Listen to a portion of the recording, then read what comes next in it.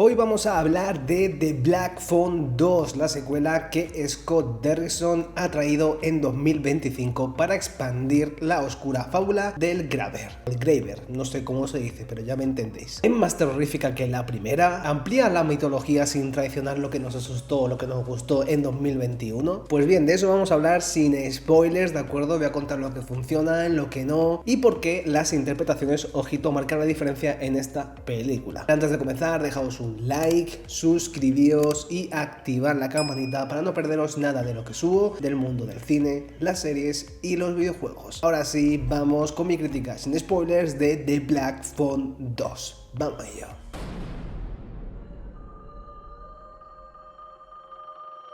Black Phone 2 está dirigida por Scott Derrickson y escrita por el propio Derrickson y C. Robert Cargill, también producida por Blumhouse y Crook Highway. En esta película se reúnen de nuevo Mason Thames, que hace de Finney, y Madeleine McGraw, que hace de Gwen, y obviamente también con Ethan Hawke volviendo a su papel principal como el Graver. La película más o menos tiene una duración de 114 minutos, es decir, 1 hora 54, y se estrenó el 17 de octubre en Estados Unidos, aunque es esta semana cuando llega aquí a mi país, a España. También es importante recordar el origen. La primera película estaba basada en el relato de Joe Hill, hijo de Stephen King, recordemos, y la secuela toma la mitología original y la expande temporal y emocionalmente, situando a los supervivientes frente a consecuencias que no se curan con un solo golpe de suerte. Bueno, Scott Derrickson ha explicado que la secuela es más intensa y dirigida a un público que creció con la primera entrega, y en palabras textuales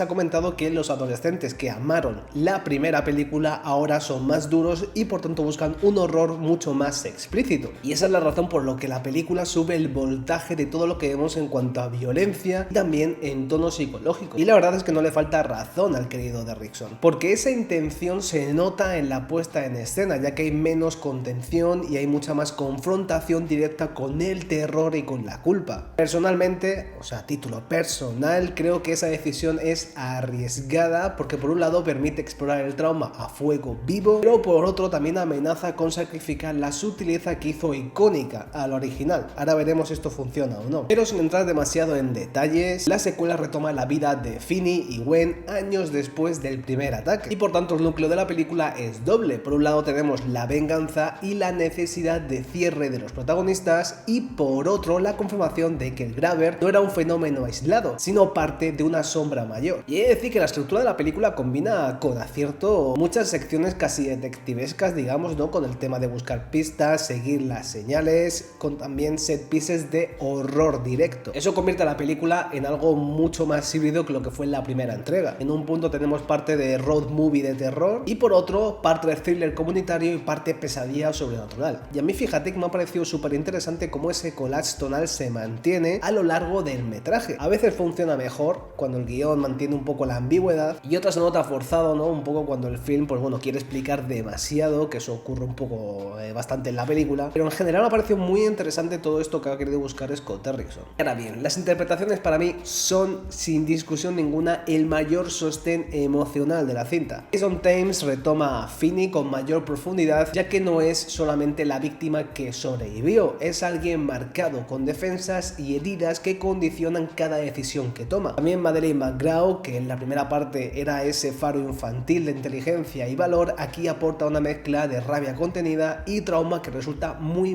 potente. Pero claro, está Ethan Hawke, que vuelve a interpretar al Graver, y la película en sí encuentra formas, a veces un poco incómodas, ¿no? Y a veces también brillantes, de justificar su regreso sin caer en el denominado, bueno, en lo simple, que es un reset villain, que es volver a meter a este villano, ¿no? Sin ningún tipo de explicación. Pero ha sido todo un acierto, porque la presencia de Ethan Hawke en pantalla sigue siendo amenazante, tanto en los recursos físicos como la voz, la postura, y también en los cinematográficos, en los encuadres, en la luz, que lo transforman en esta película en un espectro más que en un asesino convencional, quizás más un Freddy Krueger que un asesino normal y corriente, digamos. Luego hay personajes secundarios, lógicamente, que lo único que hacen es aportar gravedad y situar el trauma como problema comunitario, no solamente algo familiar. Visualmente hay que decir que la película la he sentido mucho más ambiciosa. El director de fotografía vuelve a ofrecer texturas frías y encuadres que aíslan a los protagonistas, como por ejemplo la nieve, la oscuridad, la madera que cruje, y todo esto se convierte convierte en una partitura de terror pura y dura, ya que Derrickson utiliza la luz dura y las sombras profundas para convertir espacios domésticos en trampas visuales que funcionan muy bien al ojo, ya que el diseño también del terror funciona en dos puntos o en dos balances. En la primera tenemos lo físico, con la violencia explícita y el gore aumentado si comparamos con la primera entrega. En segundo lugar, lo onírico, que son las visiones, las llamadas del Black Phone, que mezclan también voces que no pertenecen al mundo real. Esa dualidad me parece muy interesante porque a mí me ha mantenido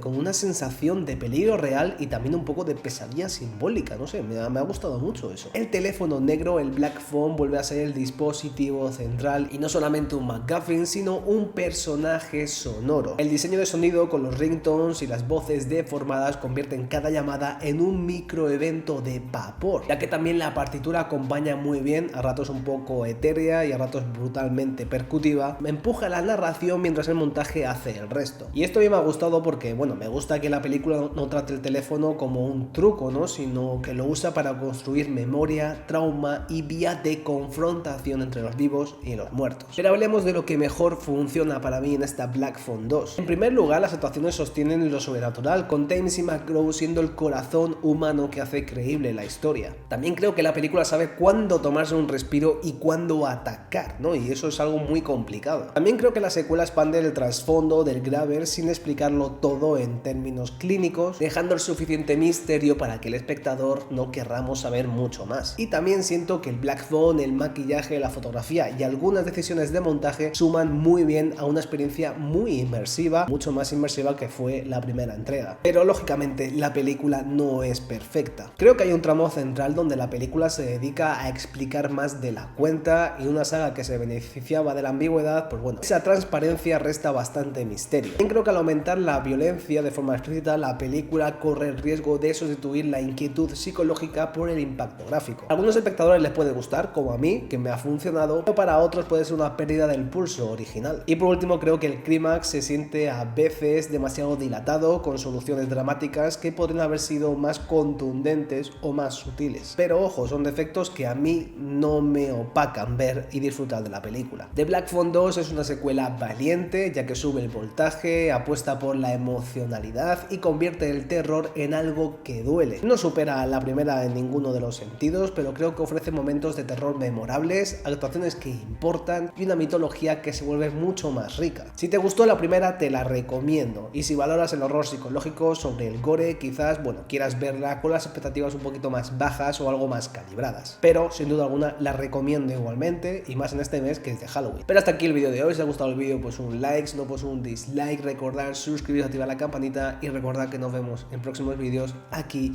en No Solo Cine. Chao.